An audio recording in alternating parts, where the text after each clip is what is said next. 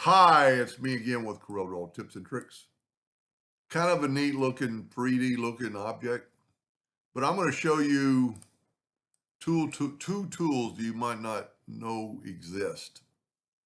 I've done videos on them before, but we're going to take an ellipse, doesn't matter what size, and I'm going to hit P, and then I'm going to make a smaller one. I'm going to control D while holding down the two-sided arrow. I'm going to go like right there. Then I'm going to grab both these and I'm going to go to effects and blend, and I'm going to blend them. I hit bevel, go to effects and blend, and I'm going to blend them 3 times.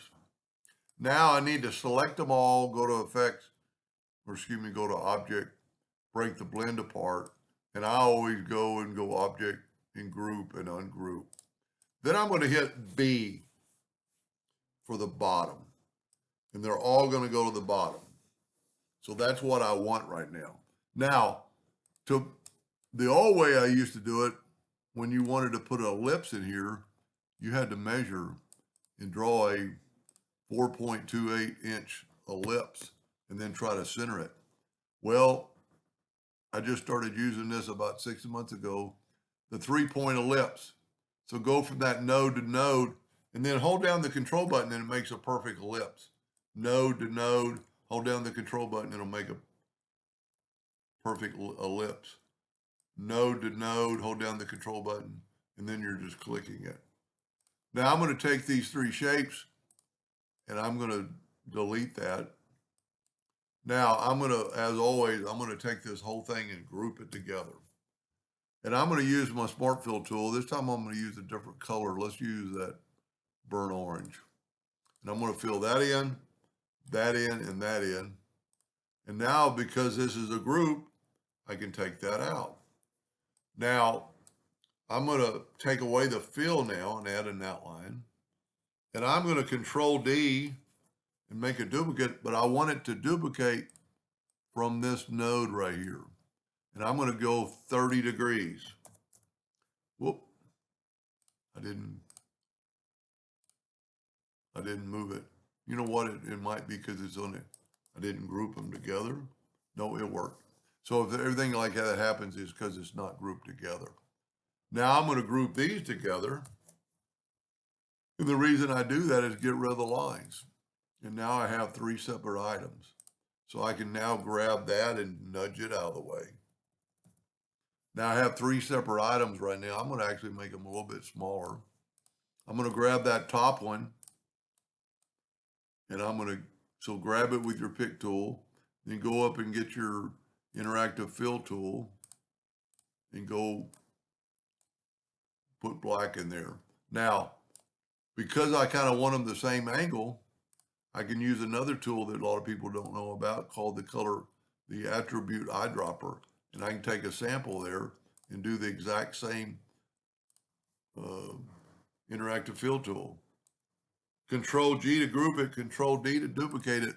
And the reason I did those cutouts is because now when I rotate it 30 degrees, there's nothing on top. It's all going to, watch this just kind of sink in.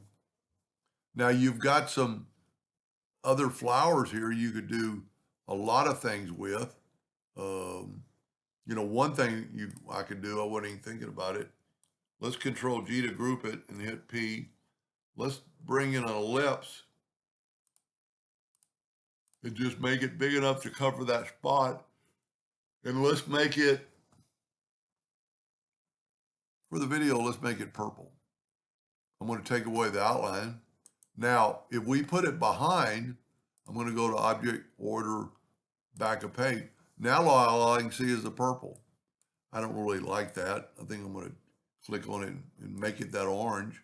But we can now, because it's all one piece and it's selected, we can use the interactive fill tool, use the elliptical, and we could put a little brightness in the center of that item. And you could do almost anything with this. I mean, you could add other colors. Well, I need to grab that circle first. Interactive fill tool. And let's put a little red Nope, I don't like it. But you see what I mean? You could do more. You know, you could put another orange here, put a white between them. I'm making it uglier and uglier by the minute.